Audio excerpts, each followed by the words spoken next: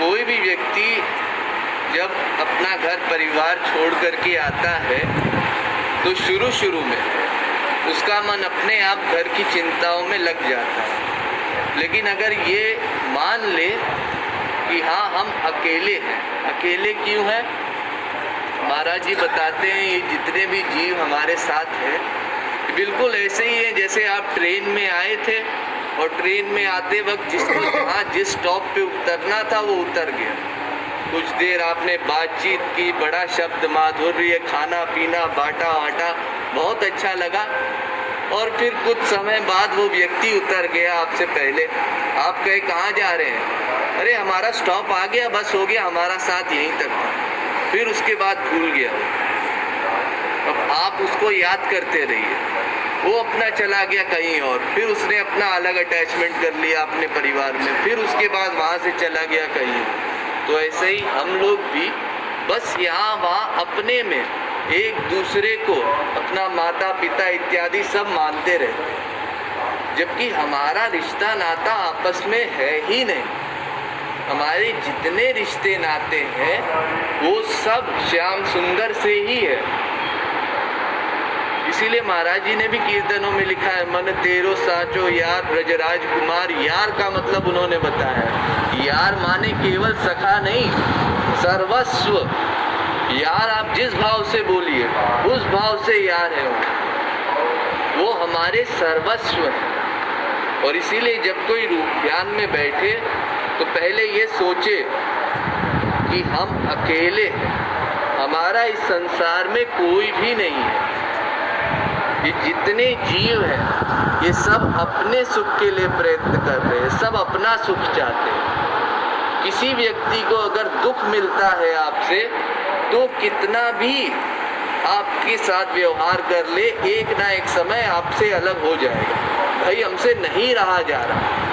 आप किसी भी व्यक्ति को अगर कष्ट देंगे, एक दिन व्यवहार करेगा, एक महीना व्यवहार करेगा, एक साल व्यवहार करेगा, फिर थक जाएगा। क्यों? क्योंकि वो भी सुख चाहता है। हम जितने जीव यहाँ बैठे हैं सब अपूर्ण हैं, अतृप्त हैं, अशांत हैं। कुछ देर कोई काम करते हैं फिर बोर हो जाते हैं, ऊब जाते हैं। क्यों? क्योंकि आनंद की कमी है।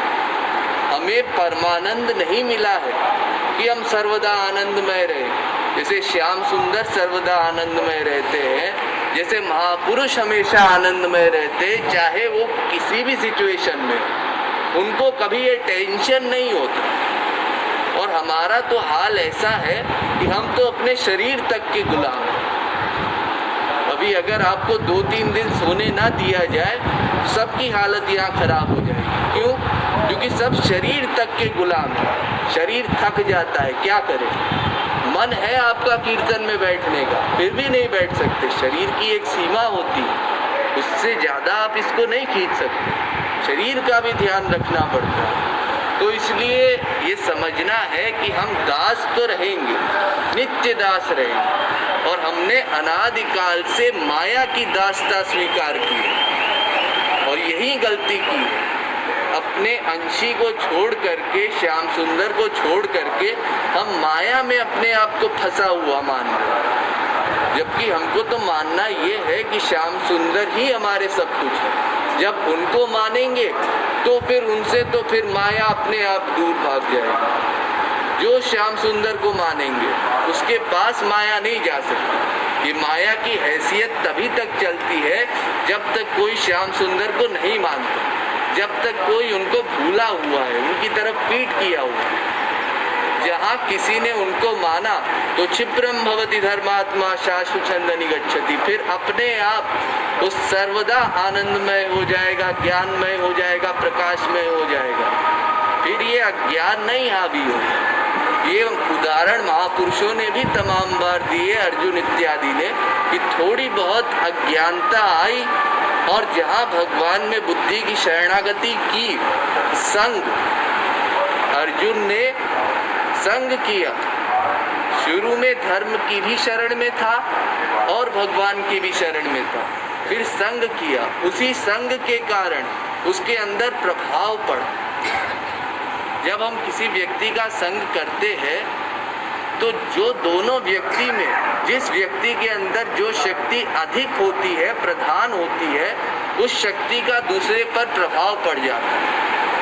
अगर किसी घोर संसारी का संग करते हैं तो खुद भी अपने अंदर 10 बुराइयां खींच लेते हैं, और ऐसे ही अगर किसी रसिक का संग करते हैं, संग करने से फिर हमारे अंदर भी भगवत भाव उत्पन्न होने लगते हैं। ये स्वाभाविक नेचुरल सिद्धांत है।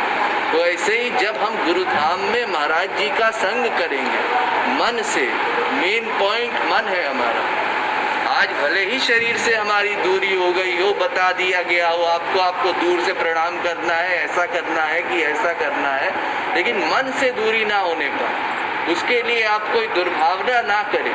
समझ लीजिए कि सर्वत्र श्याम सुंदर व्याप्त है, सर्वत्र महाराज जी व्याप्त है, और हम उन्हीं को प्रणाम कर रहे हैं, उन्हीं के लिए सब कुछ कर रहे हैं, और उन्हीं के सुख के लिए हमको अपनी अंतिम श्वास तक प्रयत्न करना है। चाहे वो आए चाहे ना आए, चाहे दर्शन दे चाहे ना दे, हम अपनी तरफ से कोई ढिलवाई नहीं करेंगे, अपनी तरफ से कोई गलत काम नहीं करेंगे। जब ये भावना हमारी पक्की हो जाएगी तो महाराज जी को आना ही पड़ेगा। वो ऐसे थोड़ी है, उनका नाम कृपालु ऐसे थोड़ी पड़ा है, वो वास्तव में इतने दयालु हैं, इतने कृपालु हैं कि हमको ज़्यादा देर के लिए नहीं छोड़ सकते। ये तो हमारी परीक्षा ले रहे हैं, देख रहे हैं कि बच्चे कितने लायक हुए हैं, हमको भी दिखाना है जी आपके शिष्य है, कोई ऐसे वैसे नहीं है। तो ऐसी भावना है। ठीक है, चलिए बोलो श्रीमद सद्गुरु सरकार।